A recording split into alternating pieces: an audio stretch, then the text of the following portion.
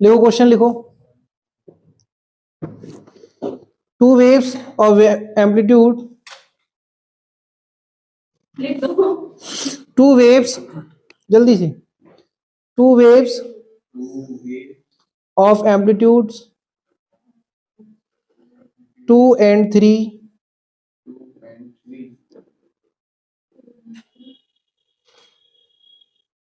superpose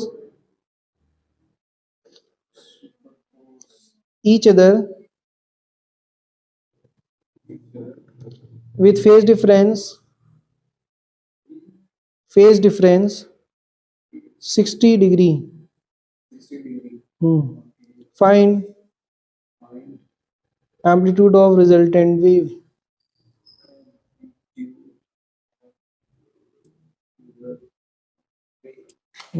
ये resultant amplitude पूछ ले, ठीक है, बात एक ही है।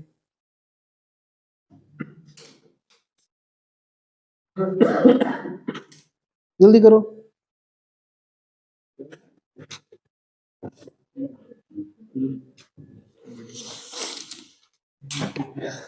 नहीं होगा, देखो। चलो उसको थोड़ा सा एडिट कर लो, क्वेश्चन बाद में सॉल्व करना, पहले ही एडिट कर लो। आई मैक्सिमम कितना था? Under root I1 plus I2 square. ये हमारा आई मैक्सिमम है। ये वैल्यू किसकी है? Root I1 A1। ये किसकी है? A2 होल स्क्वायर है ये, सही है। आई मैक्सिमम अगर स्क्वायर रूट करेंगे तो अंडर रूट आई मैक्सिमम होगा, ठीक है। A1 प्लस A2, तो ये हमारा ए मैक्सिमम है, ठीक है। A maximum equal to A1 plus A2। वो यहाँ जो स्क्वायर हो गया उसको हटा देना है, मतलब ये नहीं करना है, ठीक है। इतना सा एडिट कर ले। जो आई मैक्सिमम है वो ये है, ए मैक्सिमम हमारा A1 प्लस A2 है, ना कि इसका होल स्क्वायर। फिर ए मिनिमम में हमारा क्या हो जाएगा? ऐसे ही हमारा आई जो मिनिमम है वो क्या है? Under root I1 minus under root I2, ये इसका होल स्क्वायर। तो ये हमारा A1 माइनस A2 होगा, ठीक है। तो आई मिनिमम अगर हम देखें तो ये हो जाएगा A1 माइनस A2, और यहाँ स्क्वायर है, इसको हमने अंडर रूट में लिया इधर, ठीक है। तो ये हमारा हो जाएगा ए मिनिमम। ए मिनिमम हो जाएगा आपका A1 माइनस A2। भाई मॉड लगा के लिखेंगे, जो ज्यादा है उससे हम माइनस कर देंगे, ठीक है। ये थोड़ा सा यहाँ पर स्क्वायर जो है वो हट नहीं लगाना, उसको हटा देना है यहाँ पर, ठीक है। स्क्वायर सिर्फ इंटेंसिटी की टर्म्स में, एम्पलीट्यूड वाले में नहीं है, ठीक है। अगर वो वहां पर हो गया उसको कट कर दो फिर, ठीक ठीक। रिजल्टेंट एम्पलीट्यूड क्या होगा भाई? A equal to A1 plus A2 plus का 2A1 A2 कॉस थीटा, यही तो है अंडर रूट में। बताइए A1 की value 2, A1 square A2 square, ये 2 स्क्वायर प्लस प्लस का 2 इंटू 2 इंटू 3 इंटू कॉस 60 की वैल्यू 1/2, इससे कैंसिल। तो ये हो जाएगा 4 प्लस 9 प्लस का 3 2 जा 6, ये हो जाएगा अंडर रूट 19। यही आंसर है, सही है। इसी में से पूछ ले मैक्सिमम एम्पलीट्यूड, अगर पूछ ले तब बताओ। इसी पॉइंट में पूछ ले ए मैक्सिमम कितना हो सकता था, तो 3 प्लस 2 कितना हुआ? 5। ए मिनिमम कितना हो सकता था? 3 माइनस 2 1, ये आंसर, ठीक है। लिखो ये क्वेश्चन और लिख लो जल्दी से।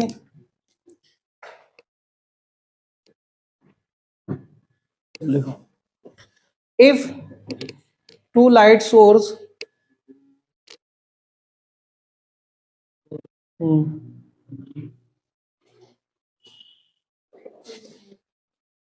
emits light, emits EMITS, emits lights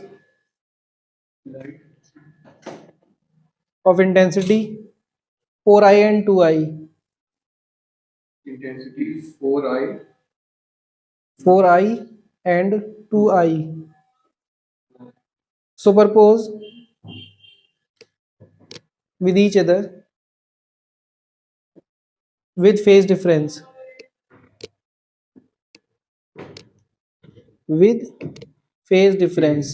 first 0, first option मतलब वही पॉइंट बना के, first point 0, first phase difference कितना होगा? जीरो होगा। सेकंड फेज डिफरेंस दिया है आपको π/3। हाँ, थर्ड दिया है आपको π/2, π/6।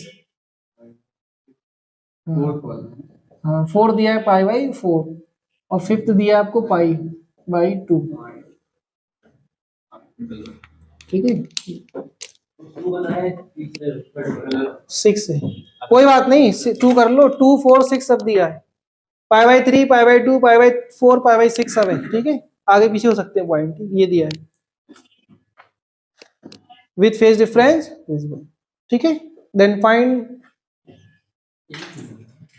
resultant intensity, resultant intensity in each case। ठीक है, आई रिजल्टेंट क्या होगा बच्चों, I1 प्लस I2 प्लस का 2I1 I2 cos theta. I1 की वैल्यू 4I, अरे अब बात नहीं, 4I और 2I है ना, प्लस का 2 इंटू 2I इंटू 4I। पहले पार्ट में थीटा की वैल्यू क्या दी है, फेज डिफरेंस 0 दिया है ना, तो क्या आएगा, cos 0 की वैल्यू क्या होती है 1। चलो भाई, 4 और 2 6I प्लस का 2 2 जा 4 4 जा 16I, ये हो जाएगा आपका 22I IR। ये आंसर हुआ। अच्छा, ये अंडर रूट में होता है, ओ सॉरी, ये अंडर रूट में होता है तो आपको कितना आएगा, 4 2 जा 8, 2√2, 2√2I, तो ये हो जाएगा आपका 2 2 जा 4, गड़बड़ हो गई थोड़ा सा, यहाँ कितना हो जाएगा 6I प्लस 4√2I, ये आंसर सही है, 6I plus 4√2I। Under root में I1 I2 होते हैं ना, अंडर रूट में वो रह गया था अंडर। नेक्स्ट क्वेश्चन देखिए क्या है। नेक्स्ट क्वेश्चन कह रहा है आपसे, अच्छा क्वेश्चन है, ठीक है, कह रहा है इफ, यहीं पर y equal to a sine omega t minus k x minus π/4, ठीक है, and y2 equal to 2a sine omega t minus k x plus π/4, ठीक है, एंड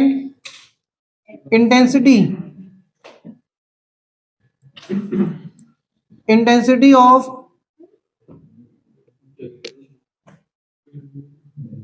y1 वेव, जो वेव 1 है उसकी इंटेंसिटी क्या होगी, वो I0 है।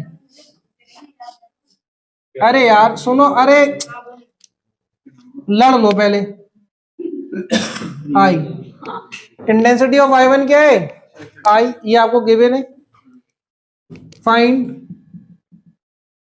फाइंड रिजल्टेंट इंटेंसिटी,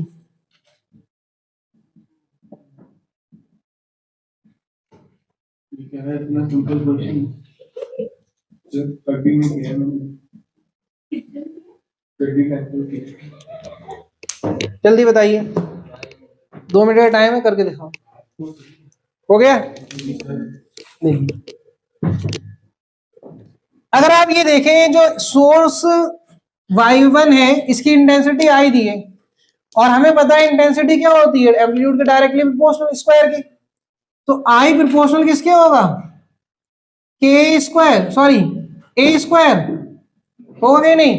तो यहां से हमें ये मिला, जो I है वो के ए स्क्वायर है, बोलो है कि नहीं। तो अगर हम I2 लिखें, मतलब सोर्स y2 की इंटेंसिटी, ये हमारा I1 हो गया भाई, I1 बराबर I दिया है आपको, I1 बराबर क्या दिया है I, तो ये हमारे पास I1 आ गया, सोर्स S1 की, या मतलब Y1 की, जो वेव जो Y1 है उसकी इंटेंसिटी इतनी है। तो अब आप मुझे ये बताइए I2 क्या होगी, ये आपका कितना होगा, इस एम्पलीट्यूड के 2a के स्क्वायर के प्रोपोर्शनल, तो यहां से कितना बनेगा, प्रोपोर्शनली कांस्टेंट के, और ये हो जाएगा आपका क्या 4a के इंटू ए स्क्वायर की वैल्यू कितनी है I, तो I2 कितना आएगा 4 टाइम्स I। अगर इसकी इंटेंसिटी I है तो ये 4I है, सही है। दूसरी चीज हमें इन दोनों के बीच में क्या देखना है, फेज डिफरेंस।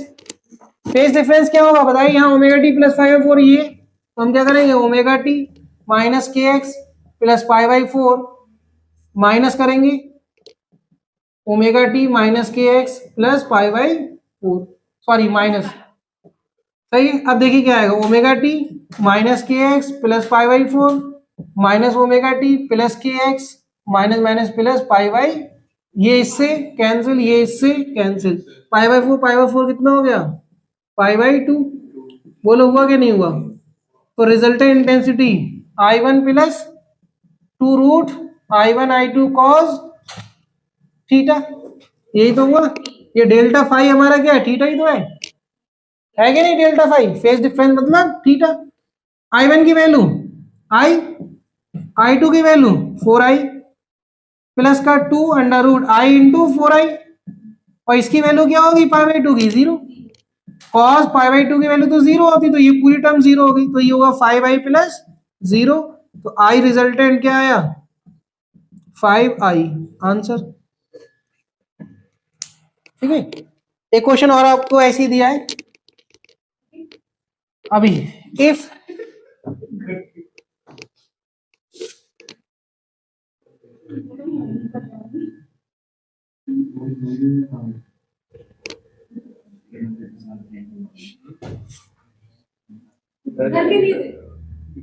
नहीं घर के लिए दे दे,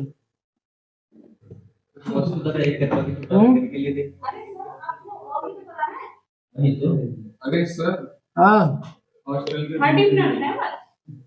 हॉस्टल के room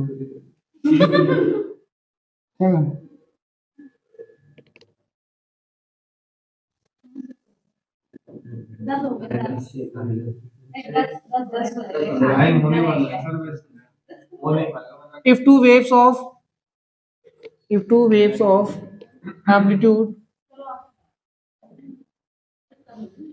amplitude 3 and 2 are superposed,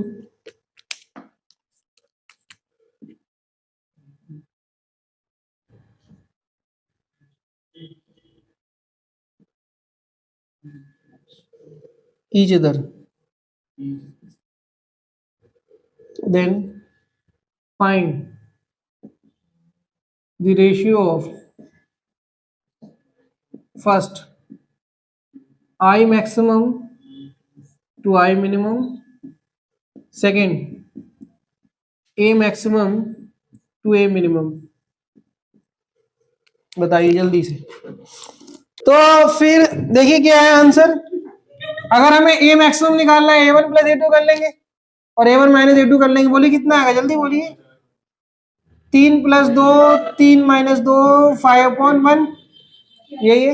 ए इधर देखो बाद में, आई मैक्सिमम और आई मिनिमम क्या होता है, ए मैक्सिमम का स्क्वायर और ये ए मिनिमम का स्क्वायर, यही तो होता है। तो ये हो जाएगा आपका 5² / 1 25/1 आंसर, बस यही तो करना था। तो फिलहाल देखिए कुछ छोटे छोटे टर्म्स हैं वो सीख लेते हैं, इसे कंस्ट्रक्टिव इंटरफेरेंस क्या होता है, कंस्ट्रक्टिव इंटरफेरेंस ये क्या होता है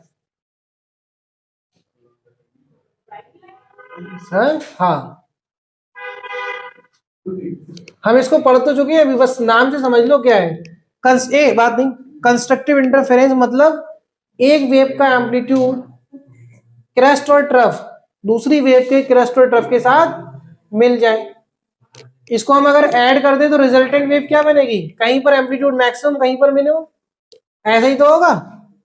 ठीक है, कंस्ट्रक्टिव इंटरफेरेंस का मीनिंग होता है एम्पलीट्यूड का इंक्रीज होना, यही तो है कंस्ट्रक्ट होना, और इसी में ही अगर एम्पलीट्यूड बढ़ा तो intensity is directly proportional to square of amplitude, तो यहां पर इंटेंसिटी भी इंक्रीज होगी, और इंटेंसिटी बढ़ी तो मतलब ब्राइटनेस बढ़ी, ब्राइटनेस, बात समझ में आ रही है, ब्राइटनेस क्या हो गई इंक्रीज हो गई, और जब ये इंक्रीज हो गई तो हमें क्या मिली मैक्सिमम ब्राइटनेस, ब्राइटनेस क्या हो गई आपकी, हाँ, और इसी को हम बोलते हैं कंस्ट्रक्टिव इंटरफेरेंस, इसको हम बोलते हैं कंस्ट्रक्टिव। ठीक है, ब्राइटनेस क्या हो गई आपकी, बढ़कर एक टाइम मैक्सिमम, तो ये कहलाता है ब्राइट फ्रिंज। क्या कहलाता है ये, किस, ब्राइट फ्रिंज, किसमें, YDSE में, यंग्स डबल स्लिट एक्सपेरिमेंट में।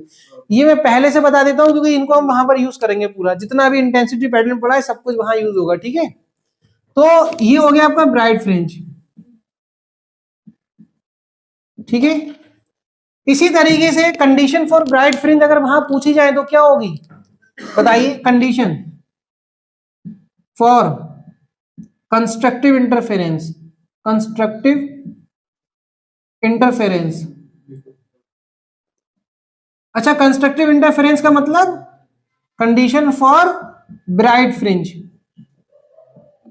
यही तो हुआ ब्राइट फ्रिंज, ठीक है। इसके लिए कंडीशन क्या होगी, तो जो हमारी एम्पलीट्यूड मैक्सिमम की कंडीशन है, इंटेंसिटी मैक्सिमम की कंडीशन है, वही तो होगी भाई। मैक्सिमम इंटेंसिटी मतलब मैक्सिमम ब्राइटनेस, मैक्सिमम ब्राइटनेस कब होगी, जब मैक्सिमम इंटेंसिटी हो रही है। और मैक्सिमम इंटेंसिटी कब होती है, जब फेज डिफरेंस क्या हो, जब फेज डिफरेंस बताइए क्या हो, हाँ वेरी गुड, क्या हो, 2n पाई। फेज डिफरेंस जो वो 2n पाई हो, और पार्ट डिफरेंस कितना हो, n लैम्डा। पार्ट डिफरेंस क्या हो, n लैम्डा, वेयर n की वैल्यू 0 1 2 3 4, ठीक है। Where n equal to 0, 1, 2, 3 and so on, ठीक है। बात समझ में आ रही। तो ये हमारा कंस्ट्रक्टिव इंटरफेरेंस हुआ। डिस्ट्रक्टिव इंटरफेरेंस देख लीजिए क्या होगा।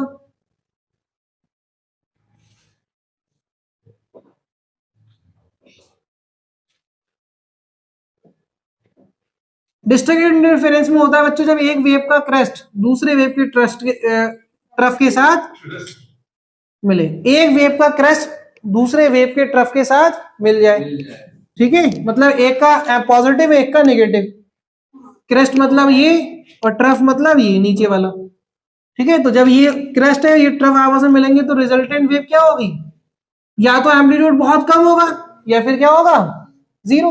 एम्पलीट्यूड क्या होगा रिजल्टेंट वेव का, डिक्रीज होगा, क्या होगा, डिक्रीज, ठीक है। तो डिक्रीज होकर क्या होगा, मान लो या तो जीरो मिलेगा या फिर बहुत कम मिलेगा। तो फिलहाल इस केस में हमने देखा कि जो एम्पलीट्यूड है वो क्या हो रहा है, डिक्रीज हो रहा है। और एम्पलीट्यूड डिक्रीज होने का मतलब है इंटेंसिटी डिक्रीज होना, और इंटेंसिटी डिक्रीज होने का मतलब ब्राइटनेस क्या होगी, हाँ ब्राइटनेस आपकी डिक्रीज हो जाएगी। और एक टाइम बाद क्या आएगा कि आपका जब एम्पलीट्यूड जीरो होगा तो क्या होगा, क्या होगा, ब्राइटनेस जीरो हो जाएगी। ब्राइटनेस डिक्रीज होकर कितनी हो जाएगी एक टाइम के बाद, जीरो, ठीक है। ब्राइटनेस बिकम्स मिनिमम, मिनिमम मतलब जीरो, जीरो हो गई। मतलब जब ब्राइटनेस जीरो हो गई तो क्या मिलेगा आपको वहां पर, डार्क, क्या मिलेगा, डार्क। तो उसको हमने बोला डार्क फ्रिंज, YDSE में क्या बोला, डार्क फ्रिंज। अब इसकी कंडीशन क्या होंगी, कंडीशन फॉर डिस्ट्रक्टिव इंटरफेरेंस, मतलब कंडीशन फॉर डार्क फ्रिंज, क्या कंडीशन हुई, जो फेज डिफरेंस है वो कितना हो, 2n + 1 पाई, और जो पार्ट डिफरेंस है वो कितना हो, 2n + 1 λ/2। ये वेयर n की वैल्यू,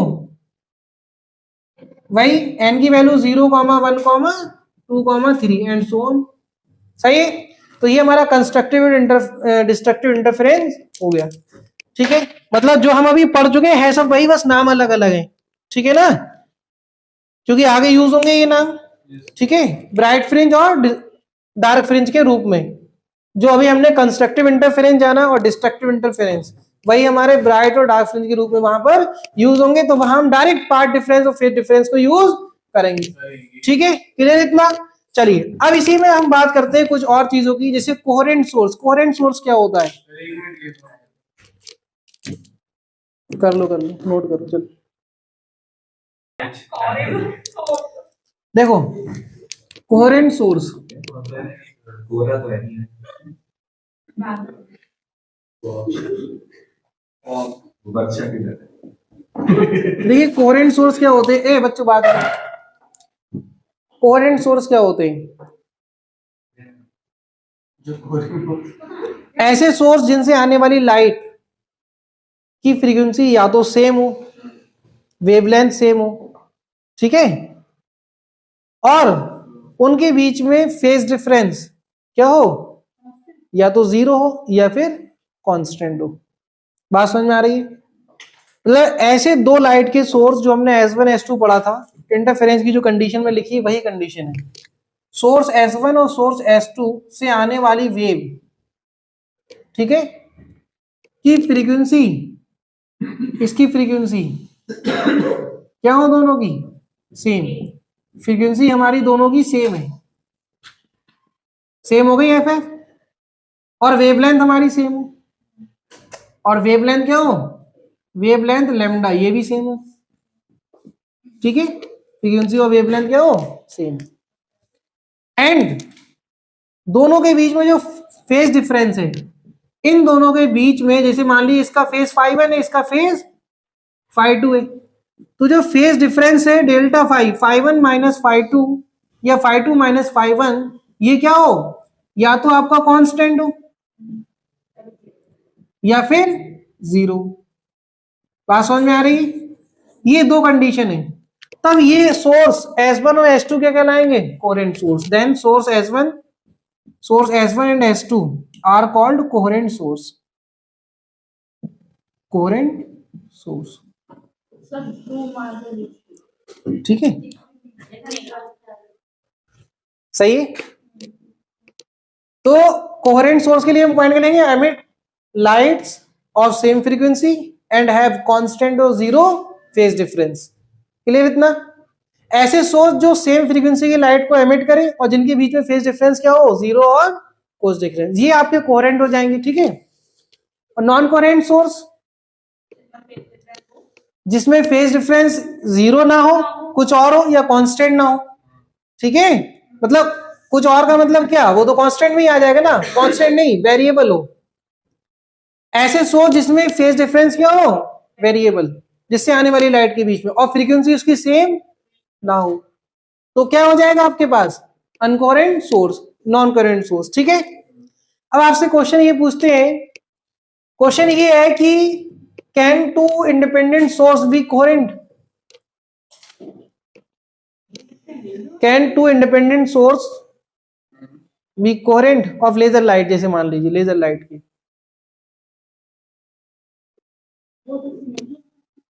नहीं होंगे। क्यों? क्योंकि इतनी लाइट्स का निकलना वहां से, मतलब बिलियन और ट्रिलियंस ऑफ इलेक्ट्रॉन का सेम फेज में होना ये पॉसिबल नहीं है। दो इंडिपेंडेंट सोर्स से अगर हम बात करें, अलग अलग सोर्स, ठीक है, का सेम फेज में एक टाइम पर होना ये पॉसिबल नहीं है, तो ये आपके कोहेरेंट सोर्स नहीं हो सकते, इंडिपेंडेंट सोर्स, ठीक है। ये बहुत इंपॉर्टेंट पॉइंट, लिख लेना आप, नोट कर लेना, can two independent source be coherent, no, ठीक है।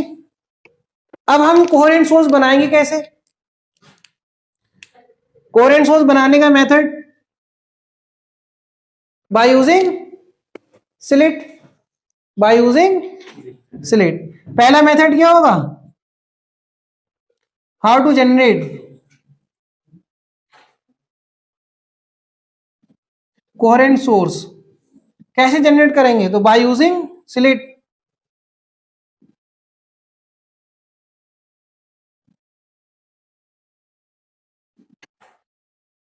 स्लिट क्या होती है बच्चों, हाँ, जैसे आपने एक पेपर लिया, एक पेपर लिया शीट, और उसमें आपने कट के निशान लगा दिए, ये स्लिट बन गई सिर्फ कट लगाने पर। ये क्या हो जाएंगी, ये आपके पास क्या है पेपर, इस पेपर को आपने यहां से कट कर दिया, निशान लगा दिया सिर्फ, ठीक है, कट का क्या कर दिया, एक निशान है ऐसे ब्लेड से, तो ये हमारी स्लिट बन गई दोनों, ये स्लिट है, सही। आपने यहां पर एक लाइट, इस एक्सिस पर क्या रख दिया, एक लाइट सोर्स, ये हमारा सोर्स है बल्ब, जिससे लाइट एमिट होगी नॉन पॉसिबल डायरेक्शंस, पता है ना, स्फेरिकल वेवफ्रंट निकलेंगे।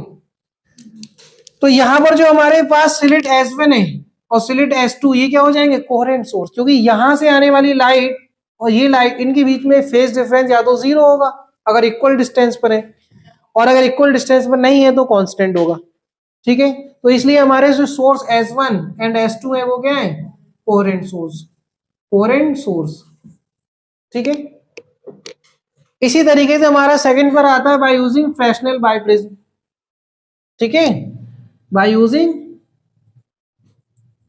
फ्रेशनेल बाइप्रिज्म। देखिए है तो बहुत सारे, एलॉट्स मिरर भी है एक, ठीक है, लेंस का कट करके भी बना सकते हैं, क्लियर है, इतना बहुत सारे हैं।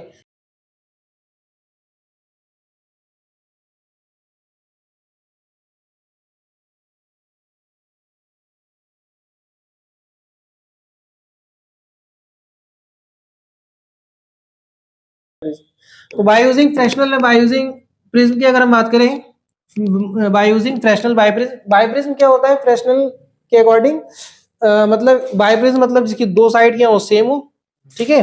और जो फ्रेशनल ने दिया था वो ये था कि इसका एक एंगल जो होगा वो 179 डिग्री होगा, कितना होगा 179 डिग्री। और आपको पता है ट्राइंगल के तीनों एंगल का सम कितना होता है 180, इसका मतलब एक डिग्री में ये और ये आएंगे और ये साइड बराबर है, तो इसका मतलब ये 0.5 होगा और ये 0.5 डिग्री होगा। बात समझ में आ रही है। आपने क्या किया, इसकी इस एक्सिस पर सोर्स एस रखा, ये सोर्स एस है, यहां से आने वाली लाइट, हाँ वेव फ्रंट ये आ रही है, तो यहाँ से जो लाइट जाएगी वो ऐसे कुछ बैंड हो जाएगी, ठीक है। यहाँ से आने वाली लाइट जब बैंड होती है तो ऐसा लगता है कि यहाँ पीछे से आ रही है, तो ये सोर्स S1 बनेगा वर्चुअली। ऐसे ही यहाँ से लाइट जो आएगी वो ऐसे बैंड हो जाएगी, तो ऐसा लगेगा पीछे से आ रही है ये सोर्स S2।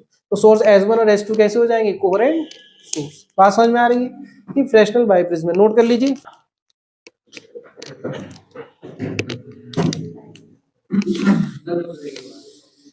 हम्म?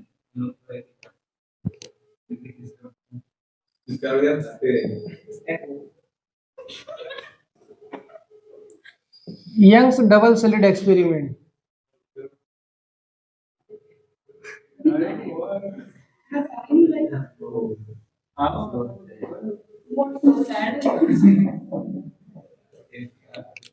YDSE,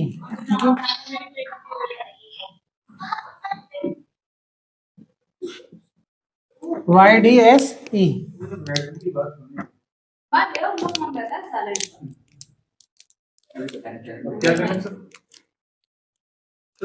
YDSE।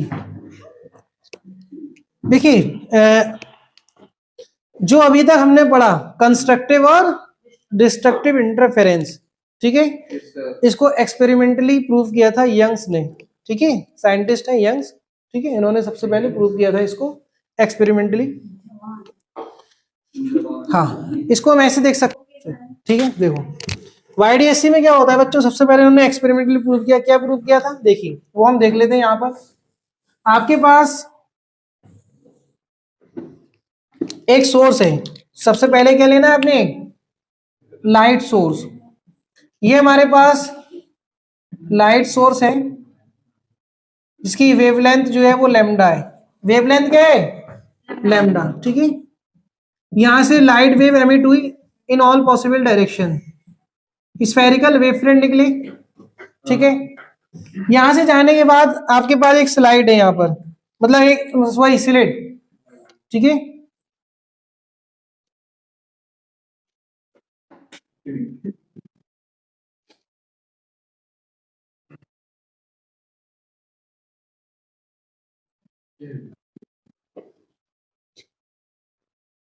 ठीक है ये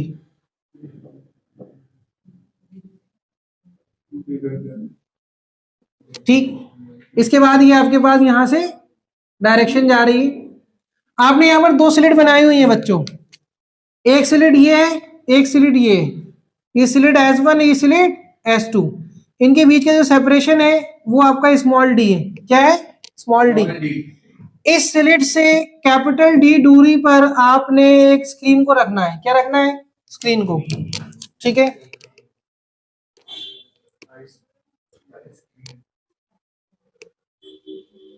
ये सर बहुत बड़ी स्क्रीन, ये हमारे पास क्या है स्क्रीन, बात समझ में आ रही है। ये स्क्रीन है हमारे पास, इसके बीच का सेपरेशन कितना है कैपिटल डी। अब इंटरफेरेंस की कंडीशन तभी होगी पॉसिबल, तभी यहाँ पैटर्न बनेगा आपका वही कंस्ट्रक्टिव और डिस्ट्रक्टिव, जब आपका capital D very very very greater than हो स्मॉल डी से। ऐसे समझ लिए मीटर में बात चल रही होगी तो ये मिलीमीटर में, ठीक है।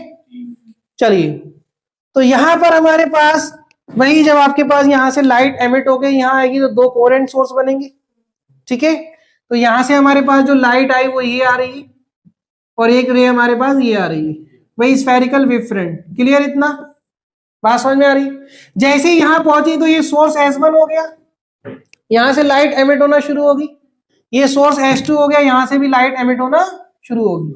तो यहां से लाइट एमिट हुई, वेव फ्रंट बना, ये वेव फ्रंट बना, ये वेव फ्रंट बना, ये वेव फ्रंट बना, ये वेव फ्रंट बना। इस तरीके से वेव फ्रंट बन रहे हैं इसमें, बात समझ में आ रही है। सेम यहां पर बनेंगे, बोलिए बनेंगे क्या नहीं। तो यहां पर आपका वेव फ्रंट बना, दूसरा वेव फ्रंट यहां बना, तीसरा वेव फ्रंट आपके पास यहां, ये ऐसे आपके पास वेव फ्रंट बनेंगे। क्लियर है। जिस पॉइंट पर, अच्छा वेव फ्रंट होता क्या है, इधर देखो ध्यान से, जैसे ये वेव है,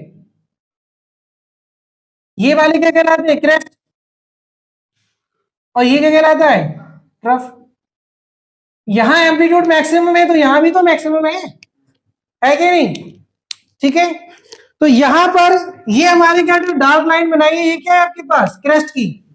ट्रफ क्या होंगे, इनके बीच में होंगे, हर क्रेस्ट, दो क्रेस्ट के बीच में एक ट्रफ होता है, तो यहां पर क्या होगा, एक ट्रफ होगा। तो यहां जो ट्रफ होगा उसको हम बना लेते हैं इसके बीच में डॉटेड करके, ठीक है। ये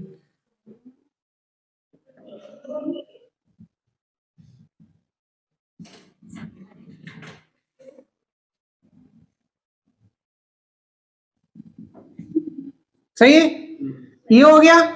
इस साइड बनाएंगे डॉटेड तो क्या बनेंगे आपके पास, ये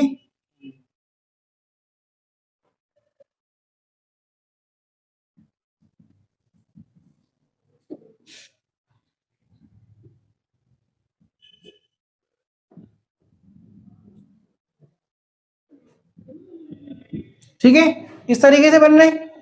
अब आप ये देखो, जहां क्रेस्ट क्रेस्ट मिले, मतलब ऊपर वाले एम्पलीट्यूड मिले या जहां नीचे वाले एम्पलीट्यूड मिले, वो तो मैक्सिमम इंटेंसिटी रखेंगे क्योंकि मैक्सिमम ब्राइटनेस होगा, मतलब मैक्सिमम एम्पलीट्यूड होगा तो मैक्सिमम इंटेंसिटी मैक्सिमम ब्राइटनेस।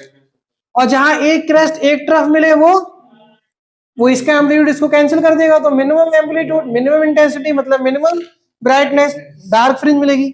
तो अब आप हमें यही चीजें मिलानी है। यहां पर देखो, ये जो सेंटर वाली लाइन है, अगर आप ये देखें, ये वाली लाइन हमने d/2 पर ली है, तो ये डिस्टेंस तो बराबर हुई, zero phase difference, zero path difference, दोनों की इंटेंसिटी से frequency same, path difference zero, तो इंटेंसिटी भी क्या होगी, सेम होगी। जब इंटेंसिटी यहाँ की सेम है तो पैटर्न हमारे ये बने। तो आप ये देखिए, इस वाली लाइन पर देखो डार्क फ्रिंज मिली, सॉरी दोनों के ट्रफ मिले, मतलब maximum intensity maximum intensity maximum maximum maximum maximum मिलते हुए यहाँ आ गई, तो ये आपको बनी ब्राइट फ्रिंज। सेंटर पर क्या बनी, क्योंकि सारी लाइन मिल रही है यहाँ पर, कौन सी वाली, देखिए आप जितना भी एम्पलीट्यूड मिल रहा है वो मैक्सिमम ही दे रहा है, तो ये आपको मिलेगा मैक्सिमम पॉइंट। इसके बाद जस्ट ऊपर देखिए आप, क्या होगा, ये वाला पॉइंट, एक ट्रफ एक क्रस्ट, एक ट्रफ एक क्रस्ट, एक ट्रफ एक क्रस्ट, एक ट्रफ एक क्रस्ट, ये आ रहा है बढ़ता हुई, तो ये आपको क्या मिलेगा। हाँ, अगर आप यहां से ऐसे आएंगे तो इन पॉइंट्स को मिलाते हुए, ये वाले जो पॉइंट्स हैं, इन पॉइंट्स को मिलाते हुए अगर आप आगे बढ़ेंगे तो ये आपको क्या मिल रहा है, ये पॉइंट, ठीक है। ये मिला आपको डार्क, क्या मिला, डार्क। ऐसे आपको यहां मिलेगा, ये जस्ट आगे दिख रहे हैं ये वाले पॉइंट्स, ठीक है। ये इसमें थोड़ा नीचे की साइड निकल गए, हाँ ये वाले पॉइंट्स, ये ठीक है। ये मिला और यहां मिला, यहां मिला, यहां मिला और ये मिला, ये ठीक है। ये थोड़ा सा ऊपर नीचे हो गए, हम ऐसे ठीक से बना लेंगे, ठीक है। तो ये हमें क्या मिला, डार्क। तो पहले तो सेंट्रल लाइन पे मिली ब्राइट, उसके ऊपर भी डार्क और नीचे भी डार्क। इसके बाद अगर हम जस्ट देखें ऊपर, तो यहाँ फिर ब्राइट, ये ब्राइट, ये ब्राइट, ये ब्राइट, ये ब्राइट, ये ब्राइट, ये। तो अगर हम इन पॉइंट्स को मिलाएंगे तो हमें क्या मिलेगी, फिर से यहां फिर ब्राइट फ्रिंज मिल गई, ब्राइटनेस मिली देखने को, क्या नहीं मिली। ऐसे हम नीचे मिलाएंगे तो यहां भी मिलेगी, देखो ये मिल रहा है, ये मिला, ये मिला, ये मिला, ये ठीक है। तो इन पॉइंट्स को अगर हम मिलाएंगे तो यहां पर क्या मिल रहा है, फिर से आपको ब्राइट, ठीक है। मतलब भाई फिर एक देखो, पहले हमें क्या मिला, यहां पर ब्राइट मिला, ये ब्राइट, इसके ऊपर डार्क नीचे डार्क, फिर ब्राइट, राइट फिर इसके बाद यहाँ क्या मिलेगा, डार्क, यहाँ पर, इसके बाद ब्राइट, और यहाँ पर राइट ब्राइट। ठीक है, तो हमें यहाँ पर एक पैटर्न देखने को मिला। अच्छा ये बताओ, ये ब्राइट फ्रिंज थी, यहाँ डार्क मिली, तो क्या एकदम इंटेंसिटी डिक्रीज हो गई? नहीं, धीरे धीरे हुई।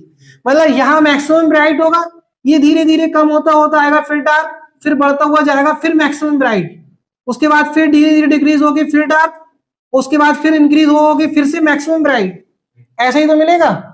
फिर यहाँ पर धीरे धीरे डिक्रीज होने लग जाएगा नेक्स्ट डार्क के लिए। ऊपर की साइड बढ़ेंगे तो मैक्सिमम इंटेंसिटी डिक्रीज होकर क्या मिला, डार्क, उसके बाद फिर बढ़ बढ़कर क्या मिला, मैक्सिमम ब्राइट, फिर डिक्रीज होकर क्या मिला, डार्क, फिर क्या मिला, मैक्सिमम ब्राइट, उसके बाद फिर डार्क, फिर मैक्सिमम ब्राइट। तो अगर आप देखोगे, अगर आप ध्यान से देखो इधर सेंटर पर क्या मिला, ब्राइट फ्रिंज, ये रही, सही है। इसकी रेंज कहां से कहां तक है, फर्स्ट अपर डार्क से लोअर फर्स्ट डार्क तक, क्योंकि यहां से इंटेंसिटी बढ़ना शुरू हुई, बढ़ बढ़कर यहां मैक्सिमम, फिर डिक्रीज होकर यहां खत्म। तो ये चीज कहलाएगी आपको फ्रिंज विड्थ, ये कहलाएगी फ्रिंज विड्थ। सेंटर पर जो मैक्सिमम ब्राइट फ्रिंज है वो कब मिलेगी, जब फर्स्ट डार्क फ्रिंज जो लोअर है वहां से इंटेंसिटी बढ़ना शुरू हो, बीच में मैक्सिमम हो जाए और फिर डिक्रीज होके क्या हो जाए, मिनिमम। ठीक है, तो यहां से यहां तक की इसकी रेंज है, क्या है ये, रेंज है। तो ये कहलाता है फर्स्ट, मतलब central bright fringe. First lower dark से फर्स्ट अपर डार्क तक क्या कहलाएगा, हाँ, ये कहलाएगा सेंट्रल ब्राइट फ्रिंज, CBF हाँ, ब्राइट फ्रिंज। ठीक है, इसको आप ऐसे बना के लिख लो, इधर इधर देखो, वहां तक समझ आ गया। इसको मैं यहां लिख देता हूं, ये हमारा सेंटर वाली लाइन है सी, तो ये क्या कहलाएगा, CBF, सेंट्रल ब्राइट फ्रिंज। ऊपर क्या मिलेगा बच्चों, ये इसकी रेंज है, ये क्या है इसकी रेंज, ये हमारा फर्स्ट अपर डार्क फ्रिंज, ये फर्स्ट लोअर डार्क फ्रिंज, इसके बाद फर्स्ट अपर ब्राइट फ्रिंज, फर्स्ट अपर ब्राइट फ्रिंज, सॉरी लोअर, ये आएगा आपका सेकंड अपर डार्क फ्रिंज, ये क्या आ जाएगा, second lower dark fringe, and so on, इधर भी और इधर भी। सही। अब आप ये देखो, सेंट्रल ब्राइट फ्रिंज की जो रेंज है वो कहां तक है, यहां से यहां तक, ये रेंज है किसकी, सेंट्रल ब्राइट फ्रिंज की। सही है, तो आप ये बताइए मुझे फर्स्ट ब्राइट फ्रिंज की रेंज क्या होगी। हाँ, अगर मुझे अपर की बात करना है तो यहां से यहां तक ये रेंज है फर्स्ट ब्राइट फ्रिंज की, बोलो है क्या नहीं। ऐसे ही फर्स्ट लोअर की यहां से यहां तक, बोलो है क्या नहीं। ये तो हमारी बनेगी मैक्स बीच में, लेकिन रेंज यहां से यहां तक है। डार्क की क्या होगी, यहां से यहां तक, ये रेंज है किसकी, अपर डार्क की। ऐसे ही लोअर डार्क की यहां सेंट्रल से शुरू होगी और यहां तक जाएगी, बोलो यही होगा। ये हो जाएगा हमारा इसके बाद लोअर वाले की रेंज, और ये हमारे पास अपर वाले की रेंज। बात समझ में आ रही है, क्लियर इतना। ये क्या बनाया मैंने इस साइड, ये रेंज है किसकी, अपर डार्क फ्रिंज की, ये अपर डार्क फ्रिंज की, ये लोअर की, ये लोअर की।